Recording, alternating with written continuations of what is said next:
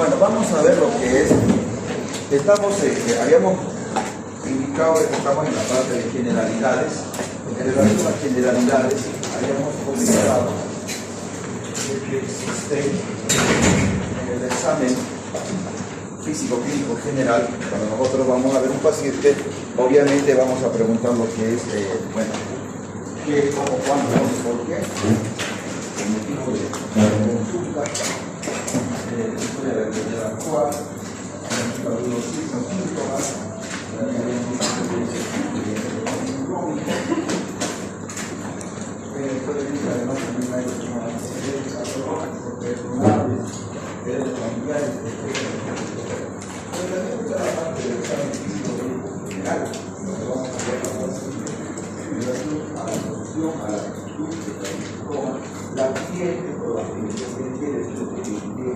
vamos a observar la posición, etc. Entonces vamos a necesitar con el examen físico general, estamos en la fase de general.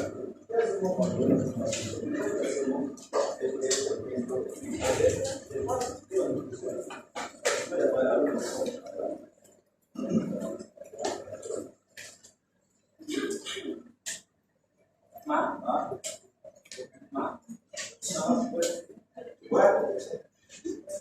¿qué les parece? Con solo ver esta paciente el examen físico, ¿qué puedo más o menos yo decir? ¿Qué pienso de la paciente?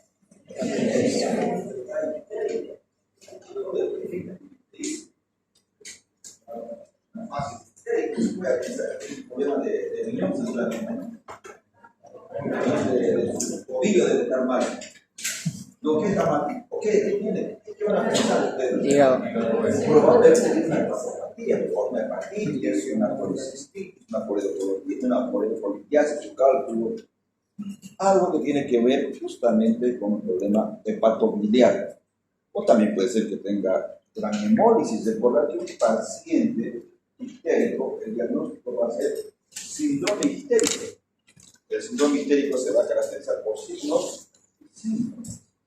Esta paciente que viene es una paciente hepatópata, que va a tener náusea, vómito, dolor hepático, hepatobiliaria, la participación, bien histérica, síndrome histérico, de signos sencillos. Pero ¿qué podría recordar que existe? Se llama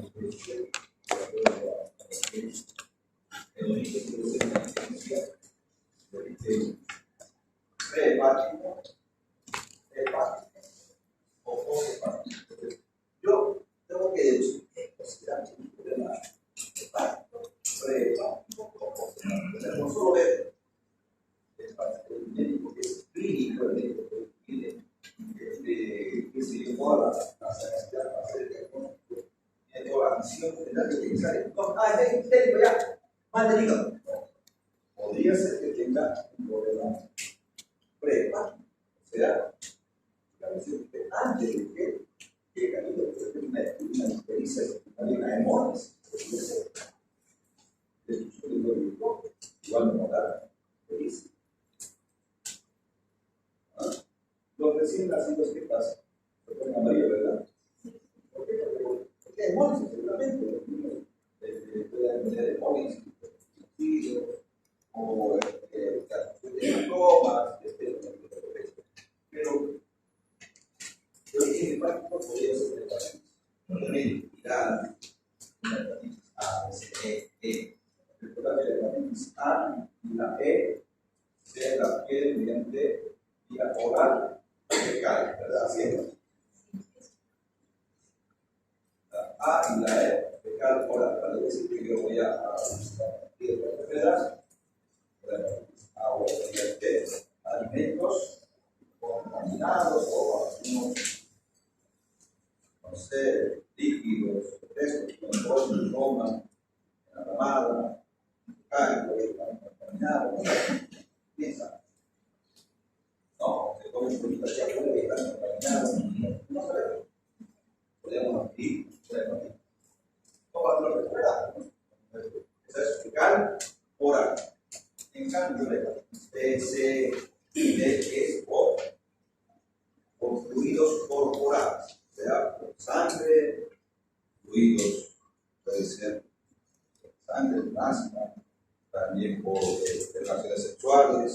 también podría ser de la mamá, nuevo set, etcétera, etcétera.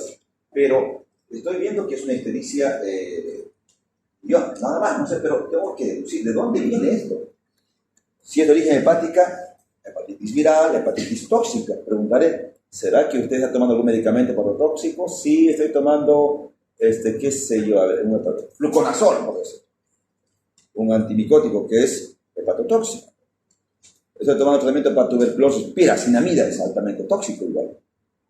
Doctor, le cuento que estoy tomando, o también puede ser un tóxico, no sé, el alcohol, por ahí es un etilista crónico, enolista crónico o etilista crónico.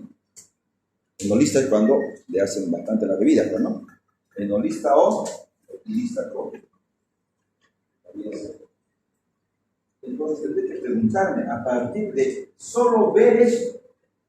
Ni siquiera lo he tocado, ni siquiera lo estoy preguntando, pero estoy más o menos pensando que podría ser. Entonces, eso es ser clínico. Recuerda que en el hospital hay los clínicos y hay los que son los quirúrgicos. Los clínicos son los médicos internistas, toda la gama, neumólogos, nefrólogos, lo que son hematólogos, etcétera, cardiólogos, son los que van a tener que analizar, pensar y hacer un diagnóstico clínico. En cambio, los cirujanos tienen que tener destreza en la cirugía, tienen que ser diestros con las manos para poder resolver. Y no pasarse un milímetro más, porque se va un milímetro en la cirugía, puede complicarse. ¿Se dan cuenta? Entonces es diferente. O poshepático de por ahí tiene dolor intenso, un dolor cólico en el hipocondrio derecho, intenso el dolor.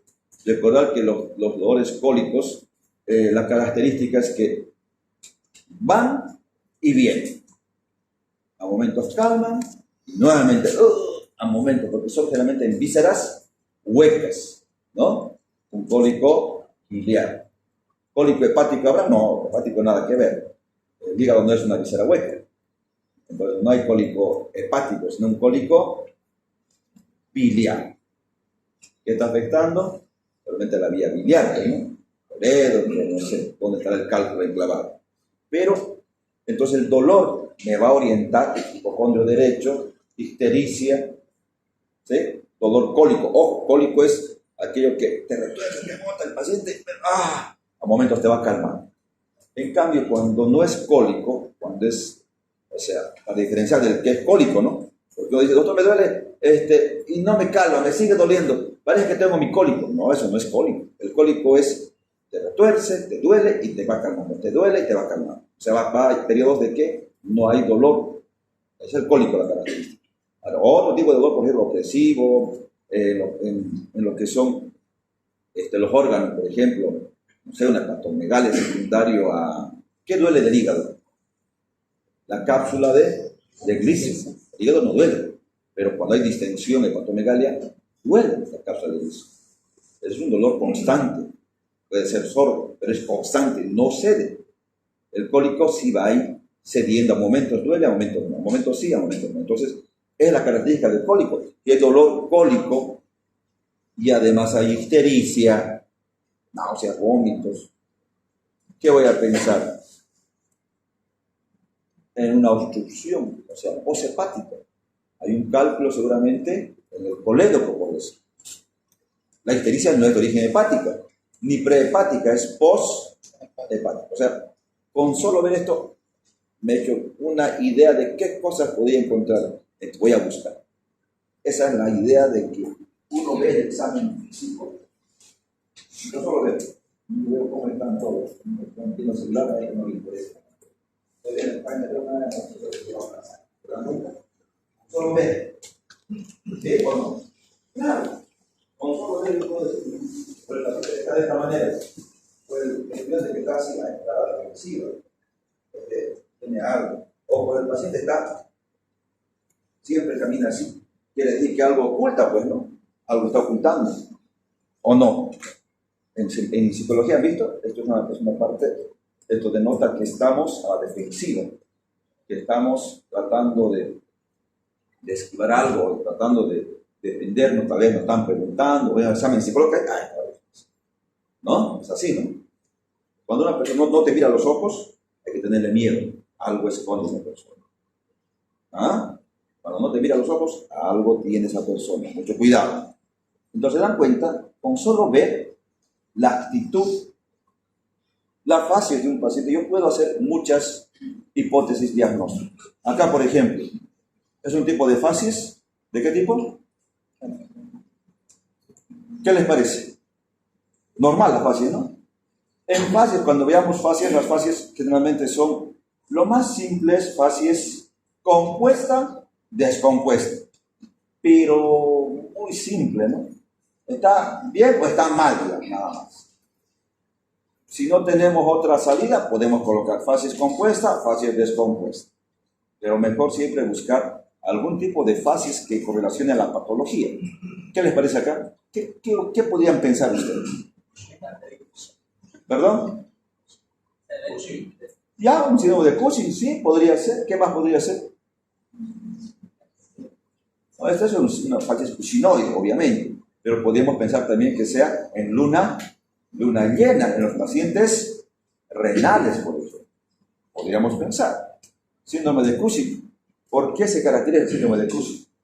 Obviamente es una hipótesis que vamos a hacer diagnóstica, no es que es eso, pero ya tengo una idea. ¿Dónde buscar? ¿Qué buscar? ¿Entendido? ¿Qué podría ser si es un síndrome de Cushing? ¿Alteración de qué? ¿Alteración de qué? ¿De qué? ¿Alteración de la hormona tiroidea? El cortisol. El cortisol. ¿Qué pasa con el cortisol? Está muy elevado. Está muy elevado. Entonces, lo que pasa es que el cortisol solamente puede haber un Cushing diatrogénico, para producir aceilación de prednisona, esa zona,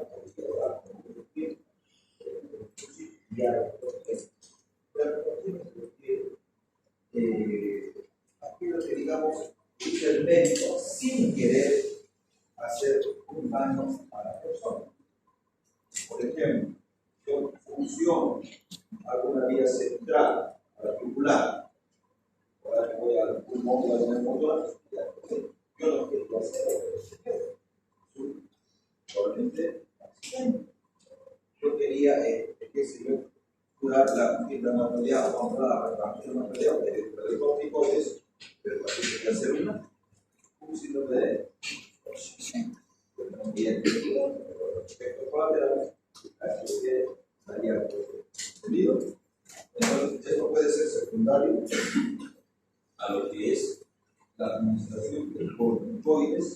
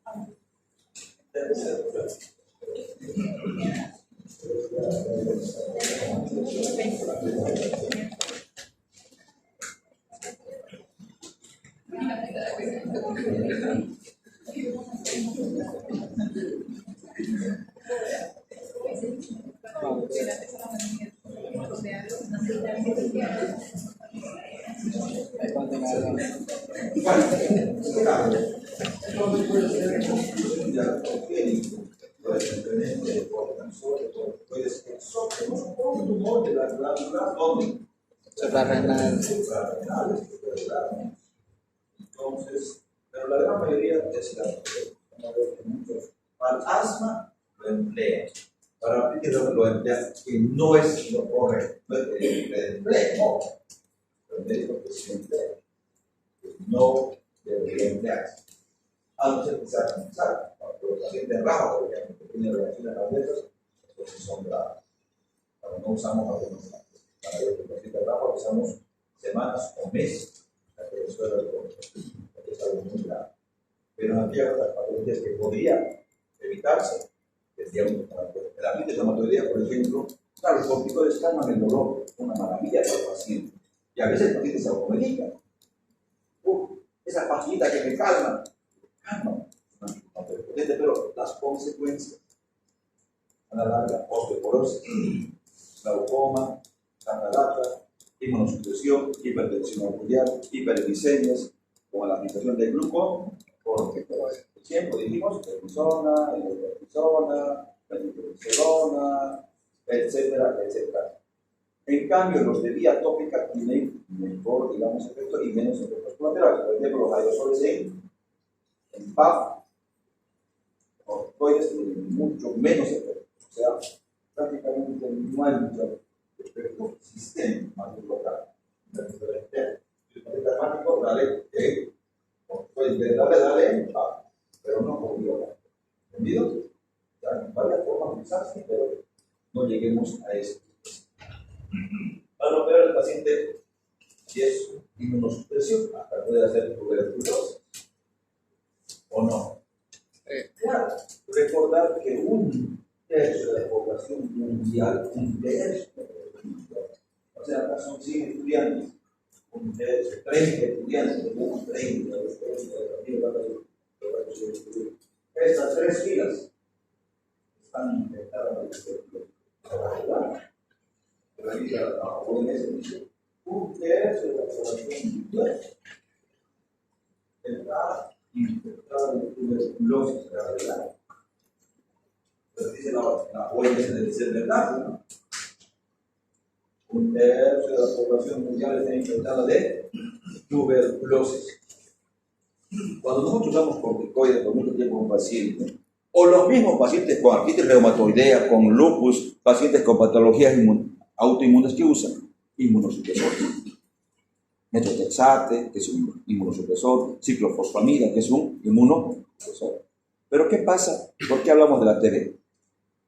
Un tercio, estas 3 filas más o menos serían un tercio, ¿no? Estas 3 filas están infectadas. ¿Es verdad o no? ¿Qué opinan? Levanten las manos los que dicen que sí es verdad que un tercio de la población mundial está infectada de tuberculosis. Levanten. Ya 1, 2, 3, 4, 5, 6, 7, 8, 9, 10, 11. ¿Y los demás qué dicen? No. Levanten los que creen que no están infectados. 1, y los demás no responden. En realidad sí. Lo que pasa es que este tercio que se dice está infectada, mas no está enferma.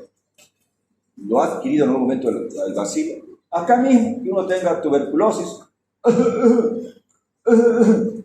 ¿qué va a pasar? Va a liberar, van a quedarse en suspensión. En un micro, en un karaoke, que hay un paciente con TB y se queda en suspensión, uno lo va a inhalar, ya está infectado. Ya llegó el bacilo. ¿Sí? Claro, el problema es que como está viendo esta inmunidad, seguramente no va a pasar a ser enfermedad, no va a ser tuberculosis, o sea, no va a dar la enfermedad. Se va a quedar infectado, porque tiene mucha buena inmunidad seguramente, y se queda, listo, ya estuvo. Pero va a quedar en forma latente. Estas 3 filas están... Es un ejemplo, no es que sea... Pero estas 3 filas, para que podamos entender, van a estar en forma de infección. ¿Qué va a esperar este bacilo? Como tiene buena inmunidad, los pacientes, o los de estas 3 filas, se van a... en lo mejor de los casos, se va a calcificar y listo, nunca más va a enfermar.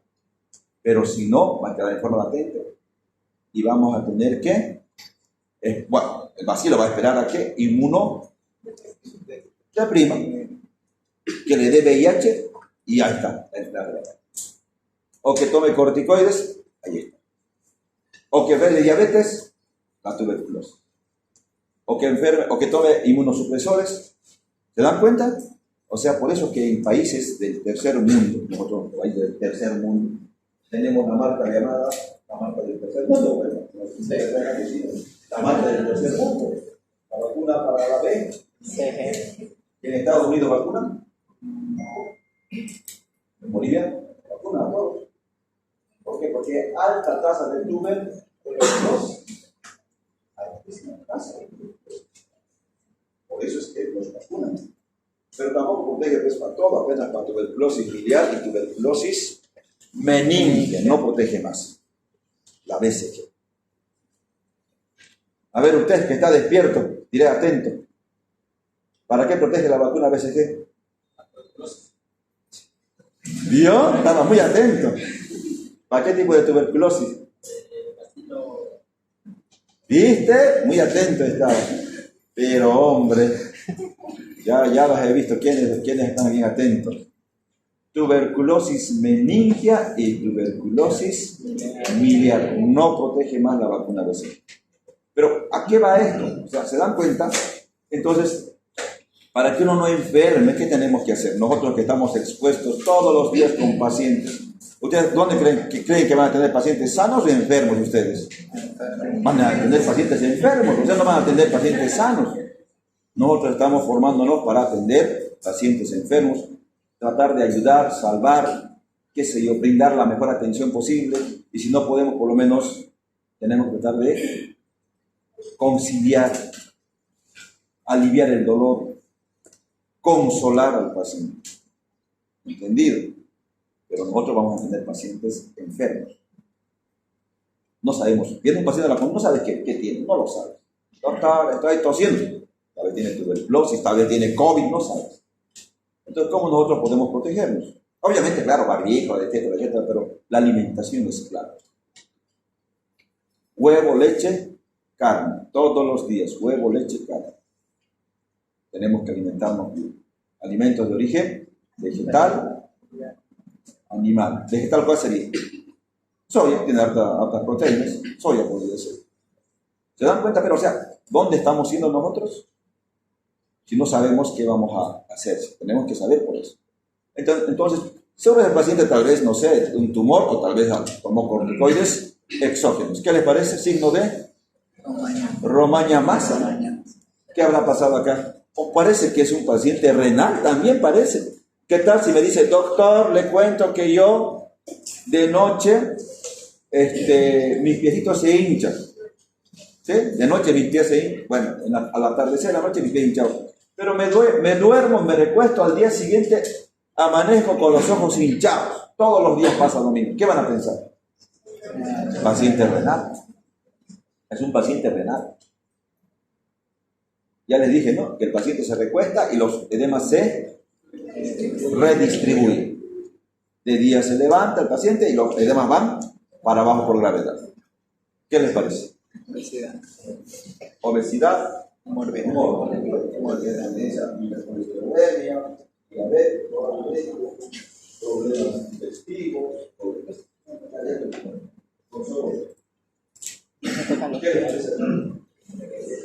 No puede tocarse el hombre. Qué demasiado.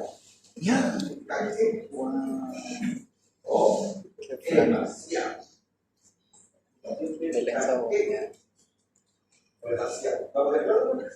Sí. Sí, ¿qué va a pensar? ¿Qué puedo pensar en el paciente? O cáncer. ¿No? Quizás con solo verlo. ¿Qué van a pensar ustedes?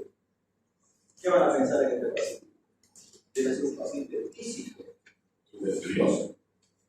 Debe ser un paciente caquético. El caquético es demasiado, ¿no? Muy expansivo, muy más. O cáncer, o VIH. No sé si es, pero tengo problemas seguramente de la alimentación. Puede tener una estenosis pilórica, y es por eso que no se alimenta y vomita. O sea, como solo veo un paciente en un tipo de examen físico general, yo puedo hacer muchas deducciones. ¿Qué les parece? Infarto. ¿Qué se está agarrando? Corazón. Su corazón, signo de la garra. Pareciera que está infartando, ¿no? Sí. Tendría que pensar que se está infartando. Es el signo de la garra en un infarto de miocardio. Recordar que el infarto de miocardio, o sea, yo no voy a pensar en infarto en un pelado, pues, a ver, tu compañero, ¿cuántos años tiene usted? Disculpen. 20 años. ¿Cuántos años tiene usted? Disculpen. No voy a pensar que un de 19 que se haya infartado, claro.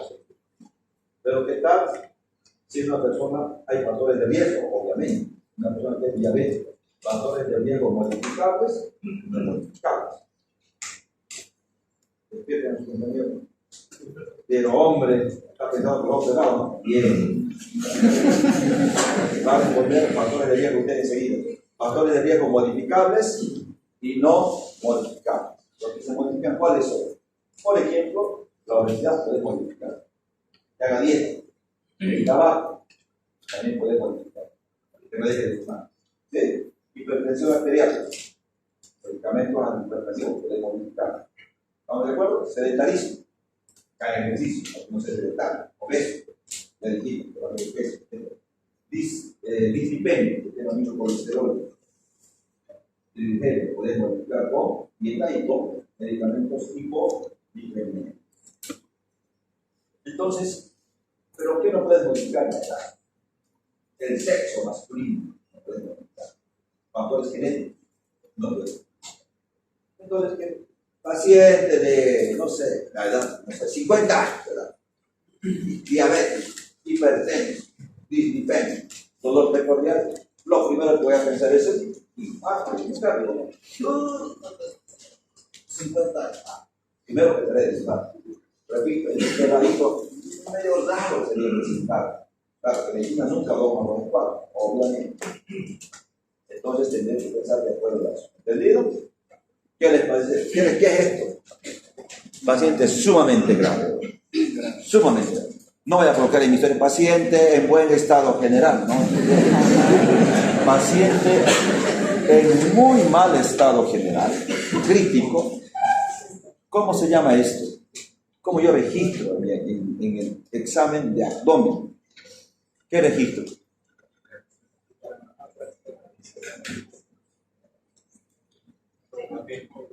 Sí, es un trauma abdominal abierto, muy bien. Pero ¿cómo se llama esto que está saliendo de ahí del abdomen? Es una evisceración, muy bien.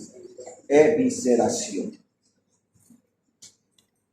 Miren, ¿será que puedo volverlo a meter adentro? No, todavía no lleva cirugía, ¿no? No, están llevando. Pero el hecho ya está contaminado. De por ahí podés envolverlo en gasas con solución fisiológica, húmeda, ¿no? Porque si lo metes, está contaminado, vas a contaminar más adentro. ¿No? Es decir, que lavarlo bien, para ver. Pero se puede recuperar. Si tiene esto, debe estar por ahí una hemorragia interna, no sé. Pero ya, ¿cuál es mi primera impresión? Estamos viendo eso, el examen físico, clínico, muscular. ¿Qué ojos tiene este paciente? Ya vimos anteriormente. Ojos de mapache, igual, sumamente grave. Ojos de mapaches. ¿Qué denota? Traumatismo encefálico. Fractura de base del cráneo. ¿Qué tenemos que hacer nosotros como médicos? Siempre colaborar, ayudar. Por más que tú no tengas, por decir, la destreza, puedes colaborar de muchas maneras. Les dije ya, ¿no? Un médico está en la obligación de prestar ayuda. Si hay un accidente, si hay algo, no sé, paciente que está ahí tirado, que no lo veas, que viste que te está impactando, que no lo veas. Por no ayudar, la omisión de socorro en la constitución política, delito, 2 años. Pero si es médico, agrava, doble, 4 años. Entonces tenemos nosotros la obligación de prestar ayuda. Cuando tú no ayudas, se habla de omisión de socorro, es un delito. Como eres médico, doble sanción. ¿Entendido? Bueno, la actitud, biotipo y marcha vamos a comentar en relación, por ejemplo, la actitud, biotipo y la marcha van relacionadas, por ejemplo, en la actitud. Se refiere generalmente a la posición que el paciente va a adoptar, en qué posición está, qué actitud va a tomar, ¿de acuerdo a eso? Va a depender de la patología, si el paciente está sentado, si está echado, recostado. ¿Qué tal si el paciente está recostado en, qué sé yo, en decúbito lateral del lado derecho? Y yo lo cambio de posición a decúbito lateral del lado izquierdo. Y el paciente tiene disnea y cambia de posición. ¿Cómo se llama eso? Para empezar, se llama disnea en decúbito lateral, se llama trepopnea. O sea, trepopnea es la disnea en el cúbito lateral por derrames pleurales masivos. Y a veces el paciente se colocan de un solo costado. Pero cambie de posición. No, doctor, porque me falta el aire o me duele. Cuando tienen derrames pleurales masivos, empiemas, abscesos, el paciente generalmente se coloca de ese lado, se recuesta de ese lado. ¿Por qué? Porque si se recuesta del otro lado, este pulmón que tiene empiema, pus, qué sé yo, comprime pues al lado sano cuando está recostado del lado sano, por presión. Entonces va a tener mucho que ver cómo está. ¿Qué tal un paciente cardíaco? ¿Cómo es el paciente cardíaco? Siempre está generalmente sentado. Hace lo que se llama la ortopnea. ¿Qué es la ortopnea? Disnea de cúbito. Al paciente lo recostás al cardíaco y el paciente y tiene que sentarse. O sea, no puede recostarse. Eso se llama ortopnea. ¿Qué es la ortopnea? Disnea en decúbito supino. Entonces va a depender mucho la actitud que el paciente tenga. Generalmente cuando el paciente está, la actitud se refiere también, puede ser pasiva o activa. Pasiva cuando el paciente no se moviliza, intubado, inconsciente. Pero además, los demás siempre van a ser actitud activa. O sea, están movilizándose, a ver que tenga una terapia, pues son pasivos, intubados, sedados y demás. La actitud de pie erguida normalmente puede haber, digamos, posición de Meyer, actitud de pie. La línea de gravedad pasa por atrás de la cadera, generalmente por delante de las rodillas y a unos 4 a 10 centímetros por delante de los mayores. Entonces puede tomar ese tipo de actitud, realmente lo que es la posición erguida. Hay otras actitudes, por ejemplo, viciosas. Los que son ciclistas tienen esa posición, porque son ciclistas. Recuerda que tienen que tener esta actitud, es de ellos, ¿no? De los pacientes. Depende mucho también del deporte o del trabajo que desempeñan. Nadadores, ciclistas en estación van a hacer actitudes viciosas, por ejemplo. En decúbito supino, lateral y en decúbito ventral. Cuando nosotros tenemos, por ejemplo, un paciente con mucho tiempo, qué sé yo, en decúbito supino, el paciente va a hacer áreas de compresión. Ya saben dónde va a hacer escalas. Hay que tener mucho cuidado.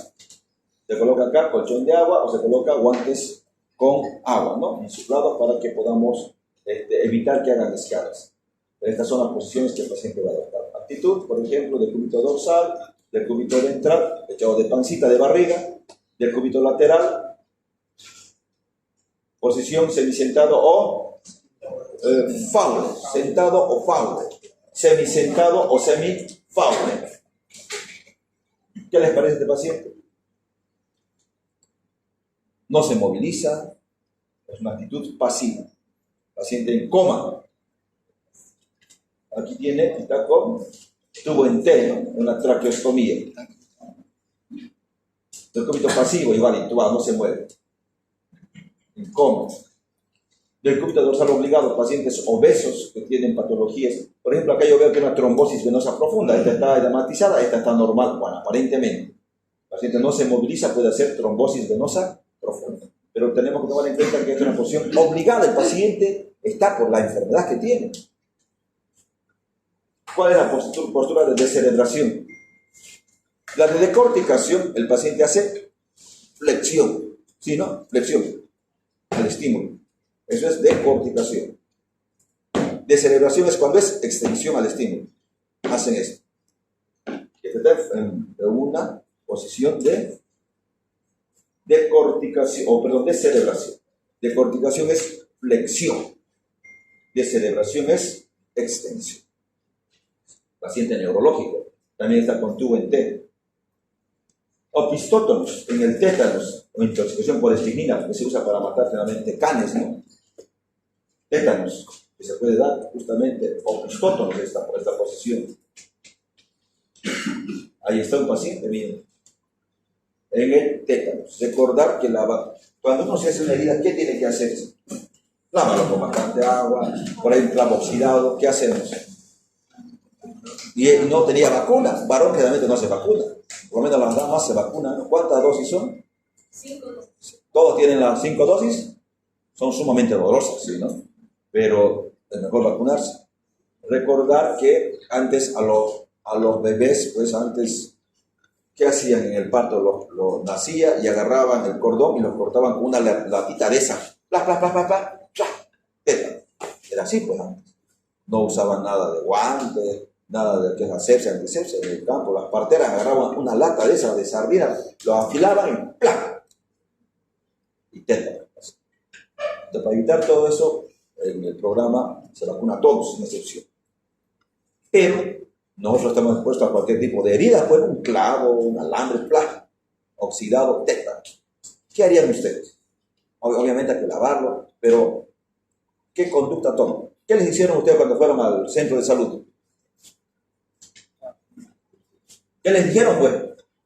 ¿No los vacunaron? Una herida, ¡pah! Un clavo, oxidadísimo. ¿Qué vacuna? Tetánico. Entonces, lo que se hace generalmente cuando hay alta sospecha de tétanos, una herida contaminada, una herida, cualquier tipo de herida, ten en cuenta, peor si es un clavo oxidado de esos. ¿Qué puede darnos? Tétanos, Clostridium tetani. ¿Qué podría darnos? Esto. Es grave, es sumamente grave el paciente, si es que da tétano. Lo que tendría que hacerse primeramente, obviamente, es lavar bien la herida con agua, jabón, desinfectarlo, dar antibióticos para la sobreinfección, pero para el Clostridium tetani, no se da lo que es el toxoide tetánico, la vacuna, no, eso es vacuna, previene.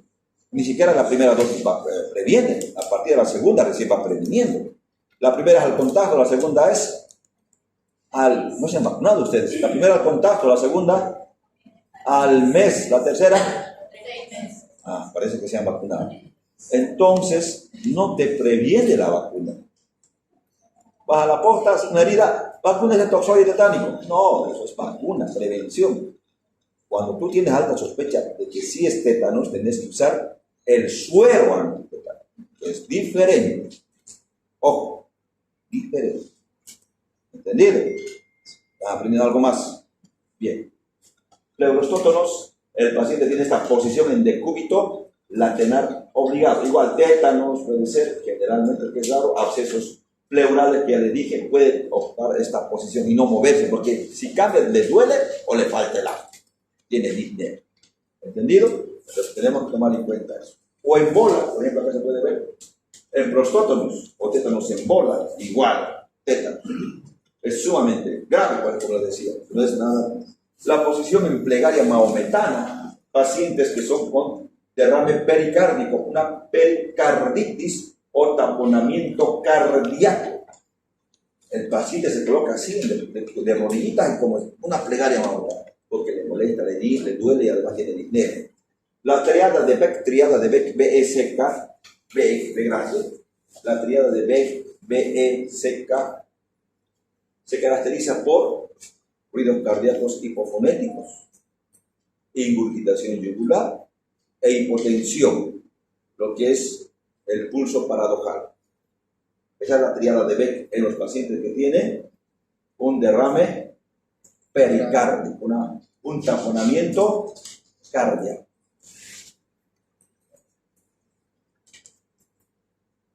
Del cúbito ventral obligado, pacientes con cólicos intestinales o absceso a la región glútea van a apostar esta posición, obviamente.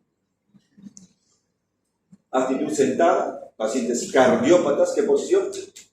Fowler o semi-Fowler, pacientes cardíacos. También los respiratorios, pero los respiratorios toleran, lo recortas y puede respirar, no tiene gran digno. En cambio, el cardíaco lo recuesta y se sienta. ¿Hace? Lo que se llama ortopnea. También los cardíacos, más los cardíacos que los respiratorios.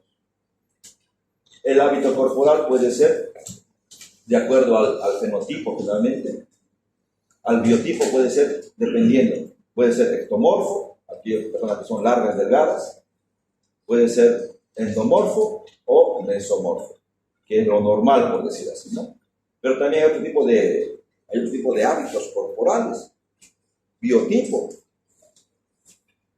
La clasificación de Kresmer, por ejemplo. En Kresmer, lo que te clasifica el leptosómico, que es esa persona delgada, alta, tiene tendencia, como Don Quijote, ¿no? Tuberculosis, hipertiroidismo, úlcera gástrica, cirrosis hepática, es más deprimido, es un paciente que es más introvertido, generalmente. En relación al otro hábito que es el pícnico, una persona que es un poquito más de baja estatura, predominan los diámetros anteroposteriores, como Sancho Panza, por decir así. Son pacientes mucho más extrovertidos, sociales, mayor tendencia a diabetes EPOC, infartos, cirrosis, tumores, varices, gota, problemas renales, litiasis. Entonces, estos pacientes tienen ese hábito pícnico, según Kressler, leptosómico, pícnico, y el otro que es atlético, como Ronaldinho, o como Ronaldo, o como esta modelo. Entonces, estos son generalmente perseverantes, interactivos y demás. Y el otro que es el displásico, que no va con ninguno de los otros, ¿no? Mal conformados, tosquedad, gigantes, elmefoides, obesos, plásicos y demás. O sea, según la clasificación nosotros podemos ver ese tipo de biotipo: leptosómico, pícnico, atlético, displásico. Va a depender de eso. O si quieren también longilíneo, brevilíneo, normolíneo. O sea, podéis clasificarlo de la forma de que quieras. Ahí está. Longilíneo, normolíneo o brevilíneo. Entonces son las clasificaciones que tomamos en cuenta. A ver, vamos a ver acá. A ver, saquen al semiolín. Semiolín, ¿no? ¿Cómo se llama? De Bexel. Ruidos cardíacos anfitónicos. Ruidos cardíacos anfitónicos. Hipotensión y ingurgitación yugular. Ingurgitación yugular. Yugular. Hipotensión. ¿No hay el semiolín? Vamos, al 2. Yugular. 1, 2. Nombre.